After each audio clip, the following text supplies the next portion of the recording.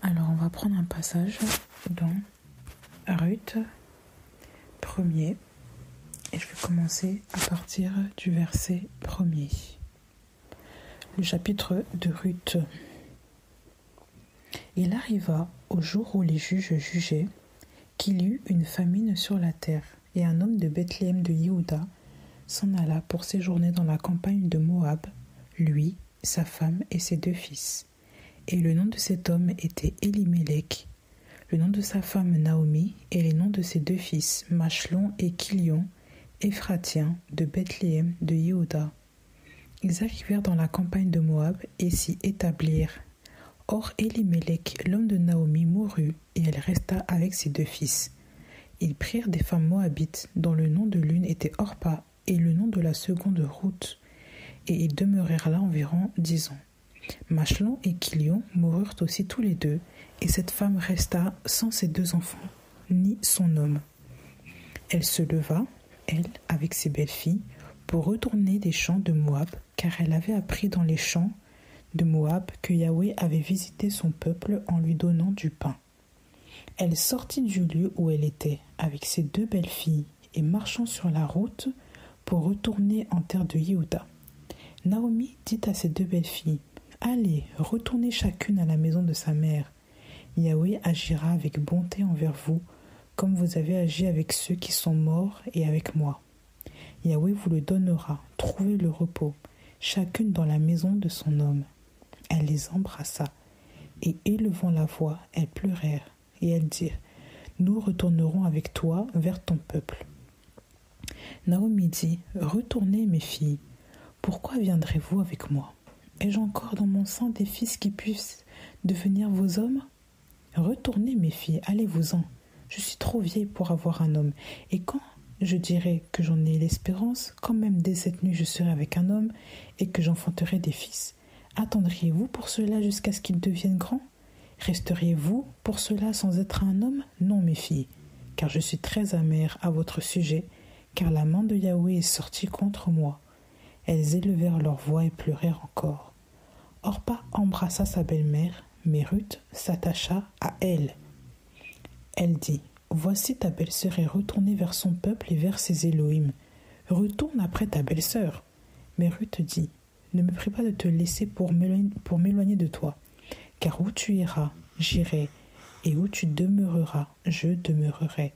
Ton peuple sera mon peuple, et ton Élohim sera mon Élohim. Là où tu mourras, je mourrai, et j'y serai enterré. Qu'ainsi me fasse Yahweh, et qu'ainsi il y ajoute, si ce n'est pas la mort seule qui me sépare de toi. » Voyant qu'elle était déterminée à aller en effet avec elle, elle cessa de lui en parler. On va s'arrêter là. Donc j'ai lu le verset 1er jusqu'au verset 18. Ici, on parle de l'histoire d'une femme qui a tout perdu, une femme qui est partie en terre de Moab, une femme juive, israélite plutôt, qui est partie de la terre de Yehuda, parce qu'il y avait la famine, et pour se réfugier en Moab, dans la campagne de Moab. Et elle a eu, avec son mari, elle a eu 2 belles filles pour ses fils, mais ces hommes sont morts. Donc son mari est mort, ses 2 fils sont morts, et il ne restèrent que ces 2 belles filles. Et l'une est partie. On apprend que Orpa est retournée vers sa mère, sa famille, ses Élohim, mais que Ruth, elle, s'est attachée fortement à sa belle-mère. Donc on le voit au verset 16. Ruth dit, « Ne me prie pas de te laisser pour m'éloigner de toi, car où tu iras, j'irai, et où tu demeureras, je demeurerai. Ton peuple sera mon peuple, et ton Élohim sera mon Élohim. Là où tu mourras, je mourrai, je serai enterré. Qu'ainsi me fasse Yahweh, et qu'ainsi il y ajoute, si ce n'est pas la mort seule qui me sépare de toi. » Et voyant qu'elle était déterminée à aller en effet avec elle, elle cessa de lui en parler. Je vais juste faire une brève exhortation ce soir concernant les connexions. Il y a des connexions que le Seigneur permet dans ta vie. Tu ne sais pas que c'est cette connexion-là qui va déterminer ton futur et celle de cette personne-là. le Seigneur ne met pas des personnes près de toi au hasard. C'est quand c'est lui qui fait les choses. Quand le Seigneur permet une rencontre, il faut saisir, il faut discerner. Dans la Bible, dans les proverbes, le livre des proverbes, on le voit dans le proverbe 9, dans le proverbe 8 également, le Seigneur dit que je suis le discernement. Et je suis le discernement. Et on dit aussi dans un autre verset, dans un autre chapitre des proverbes, on dit qu'il faut appeler le discernement ton parent. Yahweh est notre Père, donc le discernement c'est Yahweh. Yahweh nous donne le discernement pour reconnaître les bonnes connexions, les connexions qui viennent de lui. Il y a des personnes dans le monde dans lequel nous sommes qui s'appellent les vrais, qui s'appellent les mauvaises compagnies. Et on en voit des tas dans la Bible, des mauvaises compagnies. Des personnes qui conseillent mal certaines personnes, des personnes qui influencent mal d'autres, des personnes qui sont entraînées par d'autres pour la destruction, pour mourir. Ça n'engendre rien de bon. Il n'y a pas de bons fruits, c'est toujours le mal qui s'ensuit. Mais la Bible révèle aussi qu'il y a des bonnes connexions, il y a des bonnes compagnies qui ont produit des choses terribles, qui ont permis la vie sauve de certaines personnes, qui ont permis de sauver des vies, qui ont fait participer à la venue du Mashiach. Quand on retrace l'histoire de la Bible, il y en a tellement. Et l'histoire de Ruth et de Naomi en fait partie. Parce que Ruth est l'ancêtre du Mashiach. Une femme moabite, une femme qui ne faisait pas partie de la lignée des femmes de la terre de Yehuda, des femmes hébreux, qui font partie du peuple hébreu, des femmes israélites. Non, rien à voir. Le Seigneur, quand il connecte des gens, il peut prendre une personne de loin là-bas, que tu n'aurais jamais idée que cette personne-là fasse partie de ta vie et qui va concourir pour le royaume des cieux. Parce que sans elle là, il n'y aurait pas eu la venue du Mashiach. Le Seigneur a fait exprès à ce que cette famille se déplace en Moab juste pour récupérer Ruth. Parce que Ruth était une âme que le Seigneur avait choisie pour enfanter Obed, et ensuite que Obed enfante, etc., jusqu'à enfanter le Mashiach. Parce que c'était une arrière-grand-mère de Yoshua. Ça, ne l'oublions pas. En tout cas, une ancêtre. Elle faisait partie de sa lignée. Revoyez les Matthieu 1er là. Si même je peux revenir rapidement dans Matthieu 1er là.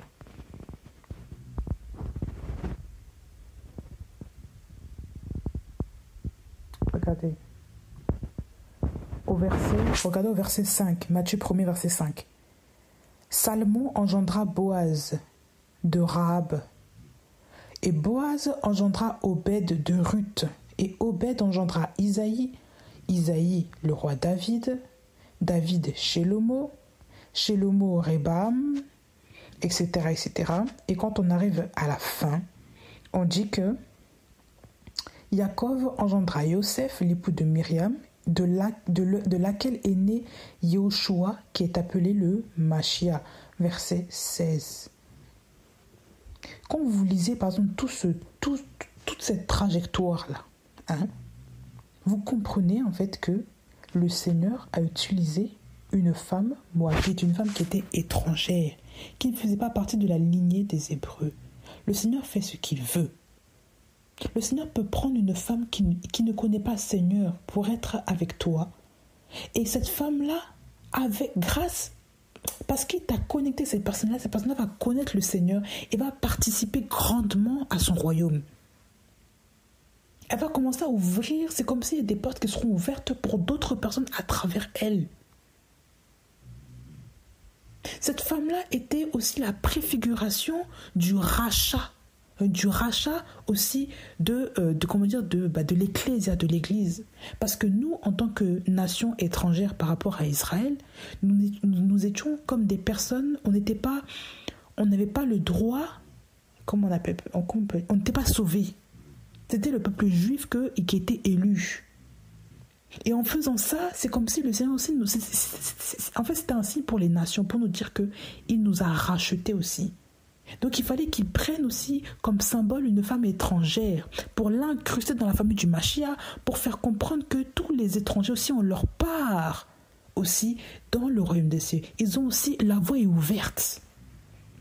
La voie, le passage a été fait grâce à cette femme qui est la préfiguration aussi de l'Église.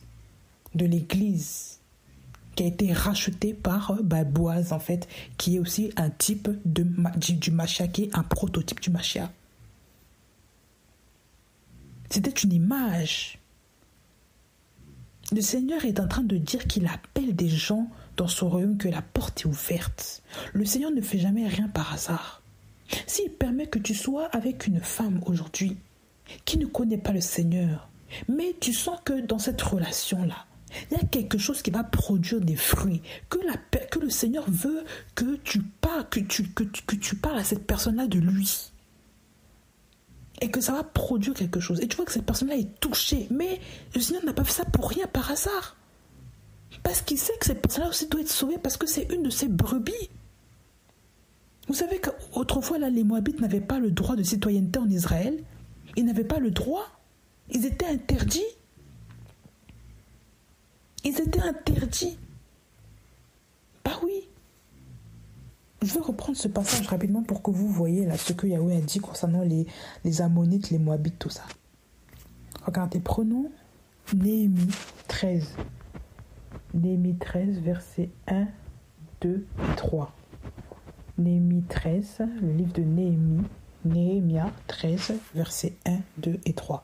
En ce jour-là, on a lu dans le livre de Moshe aux oreilles du peuple, et l'on y a trouvé écrit que les Ammonites et les Moabites n'entreraient jamais dans l'assemblée d'Élohim, parce qu'ils n'étaient pas venus au devant des fils d'Israël avec du pain et de l'eau, et qu'ils avaient engagé Balaam contre eux pour les maudire.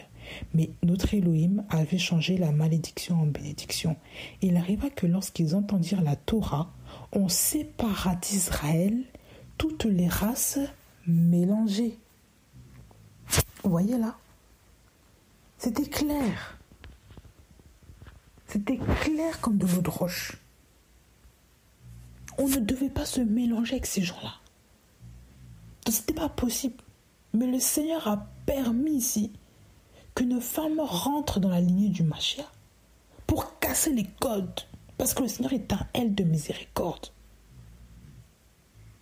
C'est ça qu'il faut comprendre. C'était un signe pour ça, pour représenter, pour dire que je vais racheter les nations. Donc, la personne qui est païenne à côté de toi, que tu considères comme un moins que rien parce qu'il est païen, tu ne sais pas qui ça peut être demain. Parce que si le Seigneur l'a choisi dans son plan là, ça peut être une femme, une fille du royaume, une perle du royaume. C'est pour ça qu'il ne faut pas mépriser les gens sous prétexte qu'ils ne sont pas à Yoshua. Il ne faut pas mépriser les gens. Ça ne veut pas dire que ton mari est inconverti aujourd'hui, ma sœur, que tu dois te permettre de le mal parler, de le manquer de respect, le dénigrer, le mépriser par rapport aux hommes de Dieu que tu connais à l'église là. Parce que tu ne sais pas ce que le Seigneur va faire avec cet homme. Tu ne sais pas qui il sera demain. C'est pour ça qu'il faut respecter tout le monde. Tu ne sais pas ce que le Seigneur peut faire avec ta fille, toi, ma sœur, toi, mon frère, qui entend ce soir. Tu ne sais pas ce que le Seigneur peut faire avec tes enfants. Parce que tu les méprises, soi-disant, ils sont comme ça. Tu leur parles, ils n'écoutent pas. Mais tu ne sais pas de quoi demain est fait. C'est pour ça qu'il faut mépriser personne. Il faut faire attention au langage souvent que nous tenons là. Il faut vraiment faire attention au langage que certains tiennent. Mais oui. Parce que souvent on est là, on méprise dans le cœur, on est là, on s'en fout, on parle mal, on répond pas. Souvent on est là, on est aigri, on est méchant, on est là, on est comme... c'est comme ça, on s'en fout des gens quoi. Mais le Seigneur aime tout le monde, la preuve. Le Seigneur aime tout le monde. Il ne fait pas de distinction entre ta couleur de peau, comment dire, voilà. Il faut vraiment que nous fassions attention à ce comportement-là. Ça ne veut pas dire que l'autre n'a pas la même foi que toi, que l'autre est un inconverti, que l'autre ne connaît rien, et qu'il est carrément d'une autre religion, que le Seigneur ne peut pas toucher cette personne-là. Il faut vraiment veiller. Je n'ai pas dit qu'il faut forcément être pote avec tout le monde. Mais quand le Seigneur, par exemple, il permet des connexions, quand il permet certaines choses, comme le cas de cette femme qui était déterminée à rester avec Naomi et qui lui a dit que ton elle sera mon elle. Là où tu iras, j'irai. Ton pied, mon pied. Là où tu mourras, je mourrai. Elle était déterminée parce qu'elle savait que Naomi avait quelque chose en elle, qu'elle portait du fruit. Cette femme-là portait du fruit spirituellement. Cette femme-là avait la lumière d'Élohim sur elle sans même qu'elle se rende compte. Même si elle se disait que Élohim a levé la main sur moi là. Mais elle ne savait pas qu'il y avait une grâce sur elle. D'ailleurs, son nom veut dire gracieuse là. Elle ne savait pas qu'elle avait la grâce sur elle. Parce qu'elle avait une lumière sur elle que spirituellement là, la jeune fille là, Ruth a compris, a vu, qu'elle-même n'a pas vu. C'est pour ça qu'il ne faut pas négliger les gens. Il faut pas dire aux gens, il ne faut pas rejeter les gens parce que dans ta vie ça va mal, parce que tu es aigri, tu ne veux pas que les gens... Voilà. Il faut avoir le discernement. Ruth avait le discernement que Naomi là, portait la grâce sur elle. Voilà pourquoi elle l'a suivie. Si on te suit, ma sœur là, c'est pas parce que tu es belle, hein. C'est pas parce que tu es, voilà, peut-être que tu es gentil. Non, il y a quelque chose. Quand tu es au Seigneur, là, les gens vont te suivre là parce qu'il y a quelque chose sur toi. Les gens, en fait, tu attires les gens. Tu peux attirer les mauvais aussi parce qu'ils veulent détruire ce que tu as en toi. Mais tu vas attirer aussi les bonnes personnes que Elohim a choisies pour être proche de toi, pour le rencontrer lui. Parce que le Seigneur fait ce qu'il veut. Donc le Seigneur peut te mettre à côté d'une personne juste pour un temps fixé, pour que ces personnes-là entendent la parole et pour que la semence du Seigneur vienne dans son cœur, que ça produise quelque chose, que la personne apprenne ensuite, se tourne vers le Seigneur parce qu'il y aura une rencontre en fait avec le Mashiach. Tu ne sais pas ce que ça peut produire. Cette femme-là était l'ancêtre du Mashiach. Elle n'était pas l'ancêtre de n'importe qui. Elle était l'ancêtre de Jésus-Christ. Vous vous rendez compte? C'est comme si on te dit que toi, tu es l'ancêtre de Jésus-Christ. Mais quelle grâce! Les gens vont dire, tes entrailles sont bénies. Tes entrailles sont bien, je sais pas. Si ça fait classe. Mais cette femme-là, qui était rejetée, là, qui devait être de base bannie du peuple là, de Israël, là, était une femme qui était approuvée. C'est comme si elle était lavée, blanchie comme une reine. Elle était assise comme une princesse au rang des rois. Parce que Yahushua est le roi des rois. Elle était comme assise, elle était dans l'arbre généalogique de celui qui nous a sauvés. Vous vous rendez compte? Vous vous rendez compte de l'impact? D'origine moabite. Même ces origines-là, c'était pas pur, c'était pas propre. Mais elle était d'origine moabite. Vous vous rendez compte? Ah oui. Il y a des gens là qui sont haïs juste pour leur origine. Parce qu'ils ont telle origine. Mais le Seigneur là, quand il va commencer à toucher ces gens-là, il ne regarde pas l'origine des gens. Parce qu'il sait qu'il l'a appelé. Il va prendre des gens même qui sont rejetés de tout le monde pour les placer haut dans son royaume. Les gens là que tout le monde avait regardé commencer à cracher dessus. C'est lui qui va commencer à les prendre, les relever, les laver, les faire asseoir. Comme des princes. Comme des héritiers. Voilà pourquoi il ne faut pas se moquer des gens. Il ne faut pas rejeter les gens qui viennent même à toi. Si le Seigneur te convainc que c'est une personne que le Seigneur a fait exprès là pour un temps, il faut transmettre ce que tu as. Même le peu que tu as là, tu vas le transmettre. Ça peut avoir des ricochets terribles. Tu ne sais pas. L'impact qu'il va avoir dans cette personne-là, tu ne sais pas. Voilà pourquoi il ne faut pas rejeter les gens. Comme ça, machin. Non, il faut laisser les gens venir vers toi. Il ne faut pas rejeter les gens comme ça. Je n'ai pas dit qu'il faut accepter tout le monde. Parce qu'il y a aussi des gens qui sont très vicieux, sont des mauvaises compagnies. Hein? C'est pour ça que je dis qu'il faut avoir le discernement. Mais quand le Seigneur place des gens à côté de toi, là, par exemple, ça peut être dans une famille, dans une belle famille, comme ici c'est le cas. Ruth était la belle-fille de Naomi. Naomi était sa belle-mère. Vous regardez même la relation. Aujourd'hui, regardez ce qu'on voit. On n'entend plus des belles-mères qui saccagent les jeunes filles. Des jeunes filles qui ne peuvent pas boire leur belle-mère, elles en ont marre, elles ne s'aiment pas. Mais la Bible ici montre le contraire. En plus, elles étaient d'origine différente, donc les rapports pouvaient être encore pires, sachant qu'ils étaient interdits de citoyenneté en Israël. Donc ça veut dire que cette femme-là était comme... Elle pouvait être en aversion aux yeux de Naomi. Mais Naomi ne l'a pas vue comme ça. Naomi l'a vue comme sa fille. Elle l'a vue comme sa fille. Ben oui. Malgré qu'elle a perdu ses fils, elle aurait pu la rejeter et dire, de toute façon, toi, t'es une Moabite. Je veux commencer à refaire ma vie. Enfin, je sais pas, tant pis. Je prends une femme juive. Si elle avait encore ses fils, elle pouvait parler comme ça. Mais elle est restée auprès de cette jeune fille parce qu'elle l'a considérée comme sa fille. Elle n'avait pas une relation d'intérêt avec elle. Elle l'a considérée comme sa fille, elle l'a portée dans son cœur. Ça veut dire que même toi, ma soeur, ta belle-mère peut être sauvée. Ta belle-mère qui te chérit tant, qui t'admire beaucoup, qui te respecte, qui est pour toi comme une mère, si c'est le cas, elle peut aussi venir au Seigneur si elle ne connaît pas le Seigneur, par ton comportement, par ta docilité, par justement parce que tu as la lumière sur toi. Et inversement, toi, belle-mère qui a une belle-fille, parce que tu connais le Seigneur, tu peux gagner le cœur de ta belle-fille parce que ça n'est pas au Seigneur. Parce qu'il y a la lumière sur toi. Donc tu attires les âmes. Parce qu'il y a la lumière sur toi. Ben oui. Automatiquement tu attires. Il y a ce phénomène-là d'attraction là quand il y a la lumière. Ben oui. Et tu peux attirer des âmes pour le Seigneur.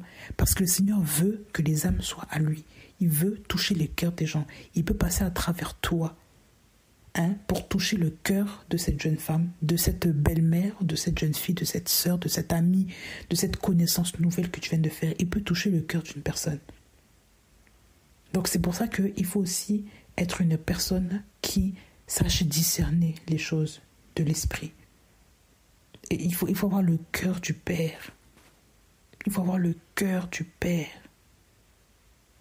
Parce que Elohim est amour. Nous l'oublions pas. Malgré toutes les embûches dans ce monde, Elohim est quand même un Dieu d'amour. Même les méchants, là, il leur accorde le soleil, la pluie, le beau temps, tout, comme toi. Parce que Elohim est patient. Vous vous rendez compte de la patience de notre Père, là? C'est pour vous dire à quel point Elohim est un elle d'amour. Il est plein de miséricorde, plein de compassion. Ça, il ne faut pas l'oublier.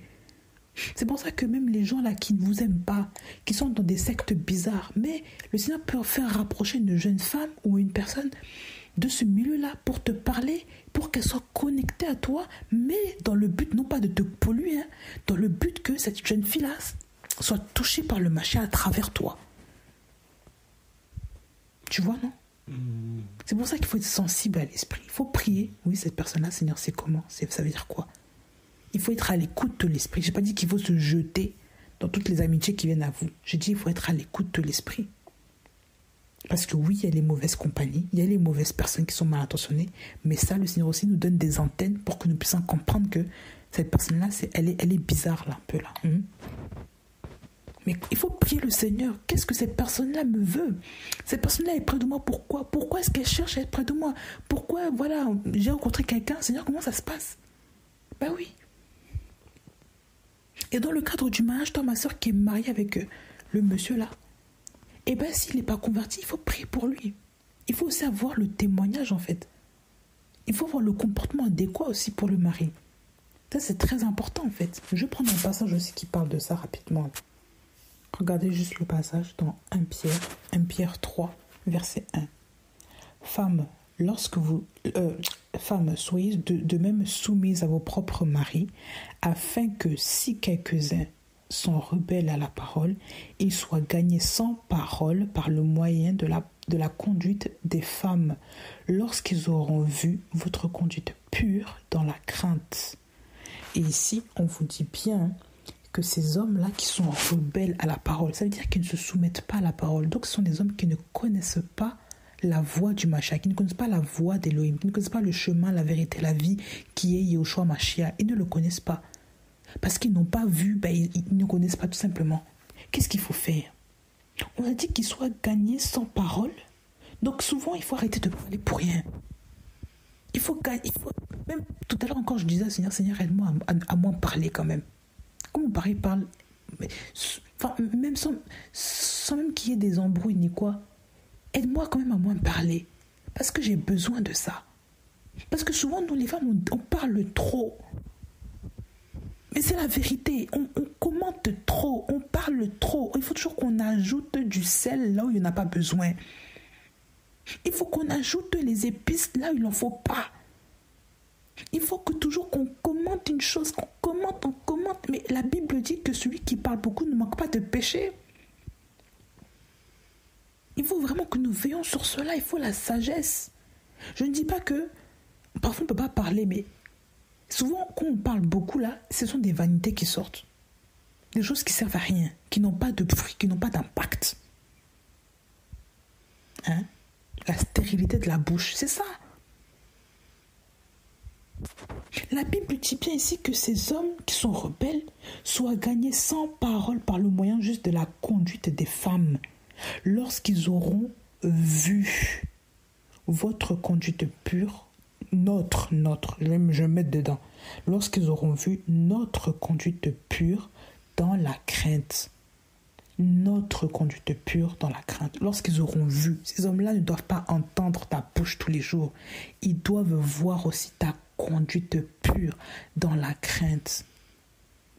Ça veut dire que le Seigneur a fait en sorte que les hommes soient touchés, non pas parce qu'ils entendent tout le temps, parce qu'ils voient la conduite de leur femme.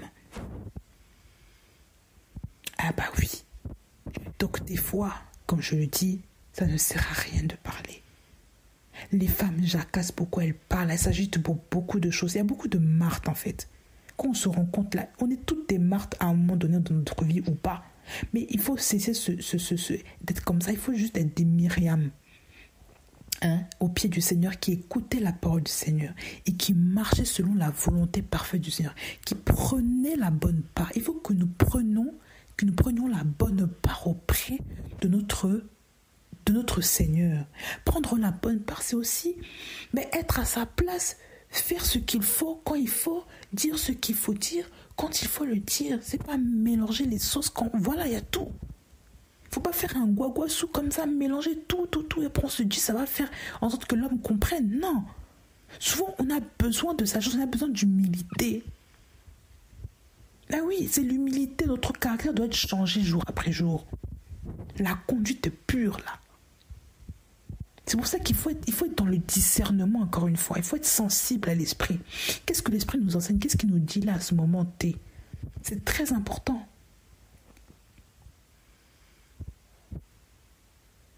Il faut que le Seigneur veuille juste gagner ton mari juste à travers ta conduite, non pas tes paroles. Ta conduite, juste ta conduite, ça va faire que ton mari va être touché par le Seigneur.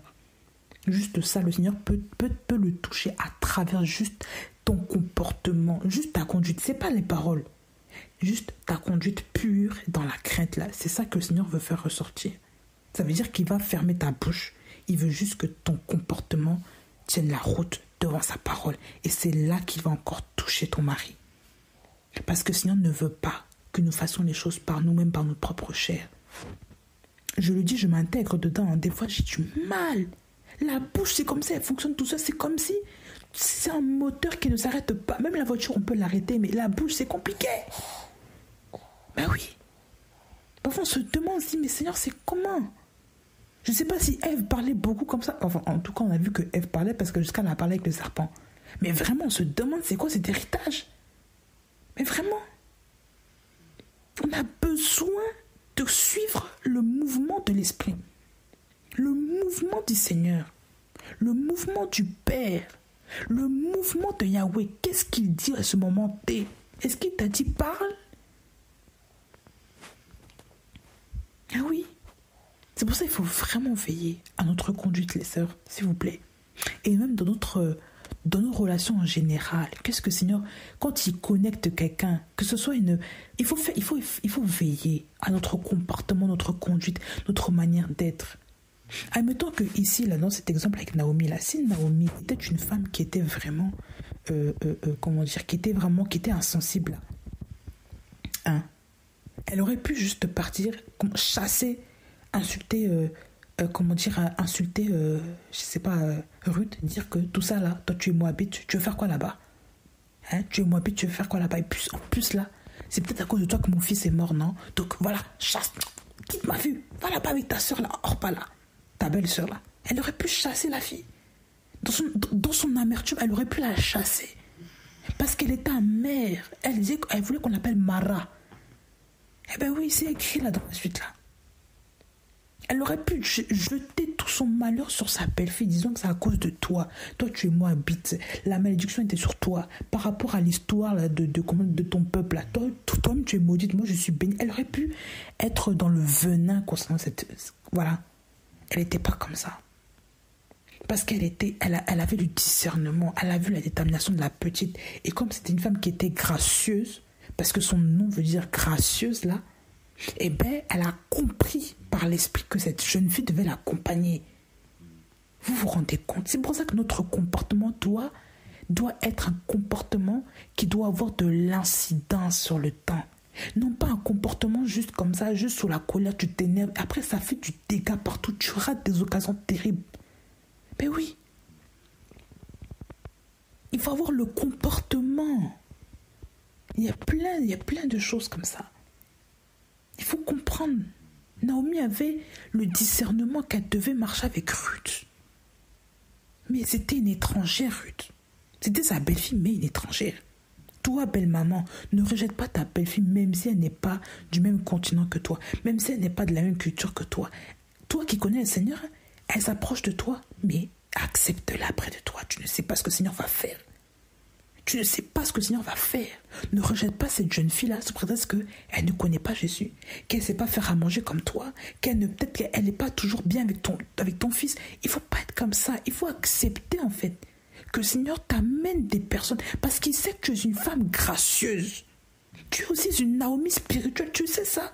À partir du moment que tu as la lumière du Seigneur sur toi, là, tu es comme une Naomi, tu as la grâce sur ta vie. Donc ceux-là seront attirés par ta lumière aussi. Donc ne rejette pas les gens qui viennent à toi parce que tu es trop méfiante. Parce que la personne est bizarre, elle n'est pas du même continent que toi, elle n'est pas comme toi, elle n'est pas du même pays. Ou alors même son comportement, ça ne va pas. Ou voilà, machin. Non, il faut accepter là. Ici, là, dans cette condition-là, avec Naomi et Ruth, il y avait des morts, il y avait 3 morts. 2 de ses fils et son mari sont morts. Vous vous rendez compte là? L'incidence terrible. Elle aurait pu rejeter d'une manière violente cette jeune fille. Elle aurait pu lui dire, là, tout ça, là, tous les malheurs, là, c'est vous-même. Toi, là, et ta belle-sœur, c'est vous. Parce que vous êtes déjà un peuple. Elle aurait pu parler comme ça. Mais comme elle était dans la grâce même a fait que la grâce a accompagné Ruth. Et la grâce, comme elle avait la grâce sur elle, là, ça a touché Ruth, ça a contaminé Ruth. Ça a connecté Ruth aussi à la grâce du Seigneur. Donc cette femme qui portait la grâce a transmis la grâce à Ruth. C'est pour ça qu'il faut comprendre que vous êtes aussi des transmetteuses. En fait, c'est comme si vous donnez la vie. Vous allez donner la vie à travers une relation, une connexion que le Seigneur vous a donnée. C'est pour ça qu'il ne faut pas rejeter les gens qui viennent à vous, s'il vous plaît. Soyez sensible à l'appel de l'Esprit. Soyez sensible à l'Esprit du Seigneur. Qu'est-ce que le Seigneur veut te dire ce soir? Tu ne sais pas ce que cette femme-là que tu méprises peut devenir. Tu ne sais pas ce que ta belle-mère peut devenir. Tu ne sais pas ce qu'à travers toi, ta belle-famille, ta belle-mère, ton beau-frère, ta belle-sœur peut devenir par ton contact. Tu ne sais pas. Même ton mari, parfois, que tu regardes bizarre avec un œil douteux, là, tu ne sais pas ce qu'il peut devenir. C'est pour ça qu'il ne faut pas rejeter les gens facilement. Il ne faut pas les regarder toujours de haut. Il faut les aimer comme ta propre chair, comme ton propre sang. Parce que tu ne sais pas ce que le Seigneur veut faire à travers toi pour ces gens-là. Le salut, là, c'est pour... En fait, il y a beaucoup de gens qui doivent être sauvés. Vous savez ça. Mais le Seigneur va t'utiliser, toi, là, pour tirer quelqu'un à lui. Il va t'utiliser, toi, pour tirer l'autre. Parce que tu es en contact avec l'autre. Ah bah oui. Voilà pourquoi il ne faut pas rejeter. Il ne faut pas rejeter les gens facilement. Soyez sensibles à l'esprit encore une fois. Ce n'est ni par notre puissance, ni par la force, mais c'est par le Saint-Esprit. Ce n'est pas nous-mêmes qui évangélisons les gens. C'est le Seigneur qui tire. Dans la Bible, le Seigneur a dit que nul ne vient au Père Nul ne vient à moi si le Père ne le tire.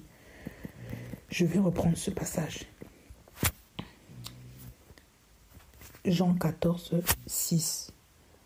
Jean 14, verset 6. Qu'est-ce que la Bible dit?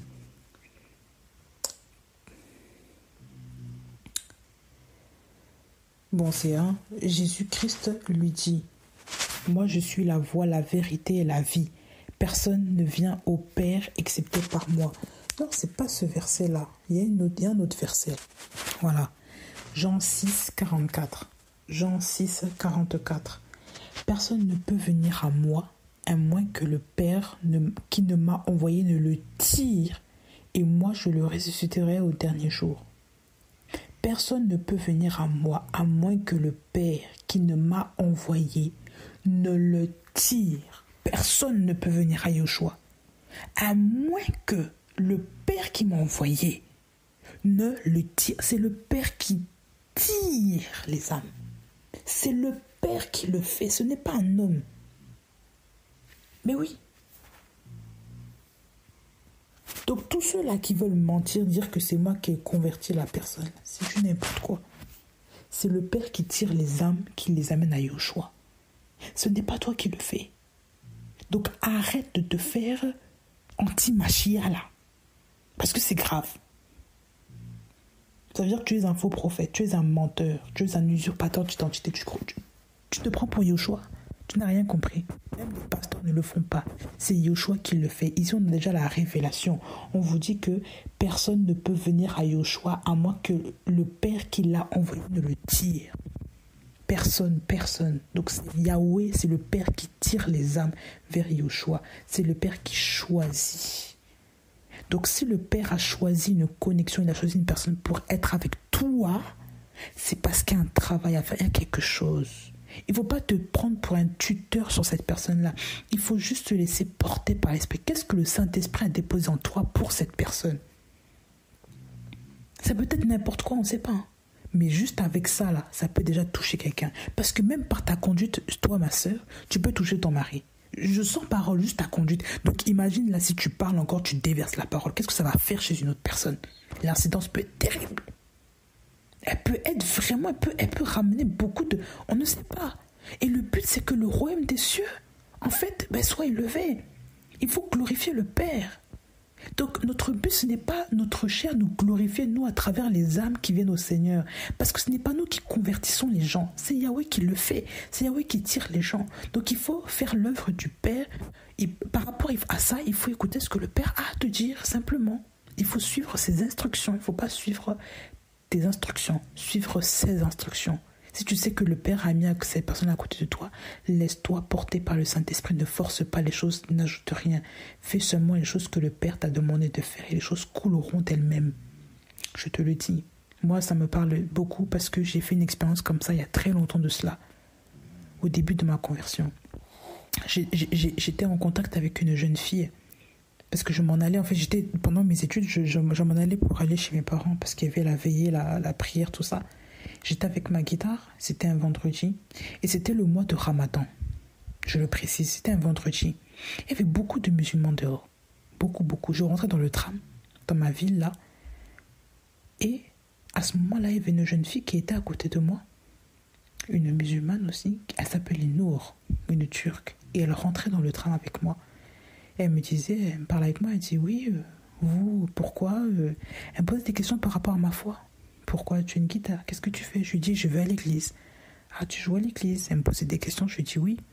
Et elle me parlait encore de ma foi. Pourquoi dites-vous ceci par rapport à Jésus? Et je lui ai répondu spontanément.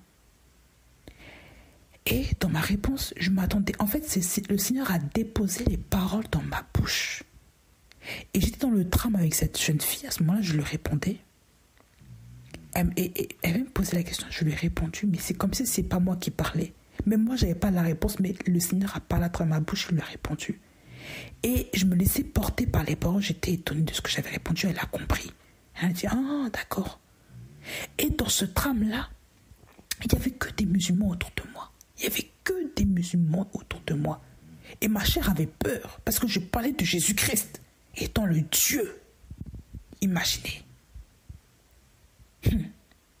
Je ne savais pas plus tard que j'allais épouser un homme dont sa famille aussi, c'est l'islam là-dedans.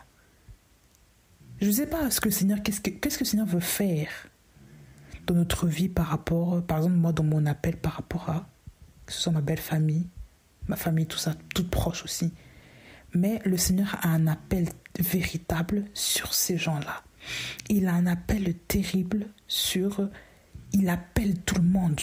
Cette jeune fille s'appelait Nour. Et Nour en arabe veut dire lumière. Et ça m'a tellement touchée. Et encore tout à l'heure, je parlais de ce prénom-là à mon mari. Je lui disais, j'aime beaucoup ce prénom. Parce que déjà, ça me rappelait cette jeune fille.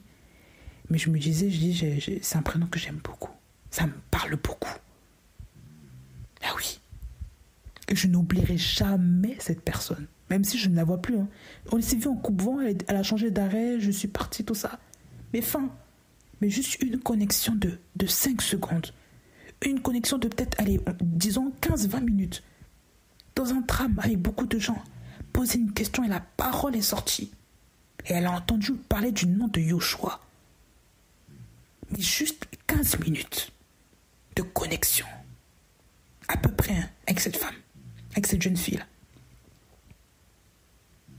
C'était terrible. Et j'ai dit, mais le Seigneur, moi qui étais inconverti, et le Seigneur peut m'utiliser comme ça. Inconverti, moi qui étais nouvellement converti, pardon. J'étais vraiment jeune. Je devais avoir quoi, 18 ans, 19 ans. C'était terrible. J'ai dit, waouh, ce que le Seigneur peut faire à travers moi, je ne me sentais pas capable. Parce que dans l'église, on nous enseignait que les nouveaux convertis ne peuvent pas parler. Il faut avoir une puissance là pour évangéliser dehors. Il ne faut pas faire ça tout de suite parce que vous êtes trop jeune, tout ça. On nous empêchait de tout. Mais le Seigneur déjà a prouvé déjà le contraire. C'est pour vous dire.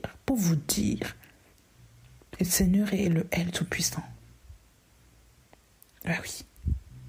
Il est le El Tout-Puissant. Il fait ce qu'il veut. Et il met les paroles dans ta bouche au temps convenable. Il mettra les paroles dans ta bouche au temps convenable. Ne cherche pas à les dire, ne cherche pas les débats, les sauces, tout ça que les gens vont commencer à faire de manière charnelle. Non, laisse-toi porter par l'esprit. C'est important. Il y a un passage même qui en parle. Je vais prendre ce passage rapidement et je vais clôturer là. Il y a un passage qui dit dans Matthieu 10, verset 19. Ça m'a toujours parlé. Mais quand ils vous livreront, ne vous inquiétez pas de ce que vous direz, ni comment vous parlerez, car cela vous sera donné à l'heure même. Verset 20, car ce n'est pas vous qui parlerez, mais c'est l'Esprit de votre Père qui parlera en vous. Le Seigneur ici il parle du contexte de la persécution des disciples. Et en fait, il les exhorte et leur dit, voilà ce qui va vous arriver. Et il les rassure en disant, ne vous inquiétez pas de ce que vous direz, ni comment vous parlerez. Car cela vous sera donné à l'heure même. Ce n'est pas vous qui parlerez, mais c'est l'Esprit de votre Père qui parlera en vous. Vous voyez ? Il n'y a pas besoin de chercher des débats, de chercher une introduction, un développement, une conclusion pour pouvoir approuver l'évangélisation aux gens. Comme on a dit, par exemple, dans certaines églises qui disent qu'il faut parler comme ça aux inconvertis. Il faut commencer en disant ceci aux inconvertis. Il faut commencer en disant cela. Il faut développer de telle manière. Et quand tu réponds ça, en fait, on rentre dans de la gestion de relations clientèle là. Comme ce qu'on apprend dans les écoles de commerce, c'est du n'importe quoi. On vous apprend maintenant à manipuler les gens par des belles paroles, mais c'est pas ça l'évangile là. C'est ça, il faut rejeter cet évangile tronqué. Dieu n'est pas comme ça. Jésus-Christ n'a jamais parlé ainsi. Quand même Jésus-Christ parlait, on vous dit qu'il choquait les gens parfois. Mais c'est ça qui pénétrait le cœur des gens. C'était pas des développements tout faits comme les pharisiens là. C'était pas ça. Il faut se laisser porter par l'esprit. C'est l'esprit qui doit vous porter, même dans votre bouche, c'est lui. C'est ce que je vous disais, c'est ce que je vous disais tout à l'heure. Ma prière, c'était que je parle moins, en général. Parce que le Seigneur veut que nous nous laissions porter par son esprit. Mais oui, si nous sommes toujours mélangés, ça et là, ça ne va pas aller. Il faut nous laisser porter par l'esprit, c'est très important. Le Seigneur veut vous parler, il veut nous parler à nous tous et nous dire qu'il faut que nous apprenions à lui laisser la place. Si nous comprenons que le Seigneur est au centre, qu'il est le premier, nous allons arrêter de devoir forcer les relations, forcer les évangélisations, rentrer dans des débats, forcer les conversions, etc., etc. On ne force pas une conversion. C'est le Seigneur qui tire les âmes. Et le jour où on comprendra ça, on va arrêter de se comporter comme des religieux, comme des pharisiens, comme des terroristes, je dirais même. Voilà. Parce qu'il y en a beaucoup de gens qui finissent par terroriser les âmes à force de leur bourrer le crâne avec des versets même qu'ils ne comprennent pas. Parce que c'est eux-mêmes qui tirent les gens, ce n'est pas le Seigneur qui les a tirés. Ça ne se fait pas de manière naturelle, ça se fait avec beaucoup de violence. Mais c'est pas ça l'amour d'Élohim. L'amour d'Élohim ne convertit pas les gens avec la violence, ça n'existe nulle part. Ça ne se fait pas. Yahweh est amour. Mais oui. Et donc il faut se laisser porter par l'Esprit encore une fois.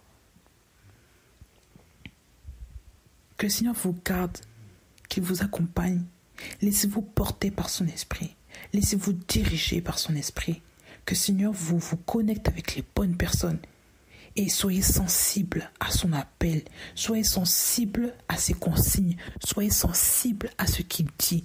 Ayez le discernement. Ayez les bons propos. Ayez la bonne conduite. Ayons la bonne conduite, les bons propos. Et soyons toujours conduits par le Saint-Esprit. Tous ceux qui sont conduits par l'Esprit de Dieu sont fils de Dieu. N'oublions pas cela. Que le Seigneur vous garde, qu'il vous accompagne. Passez une bonne soirée au nom de Jésus.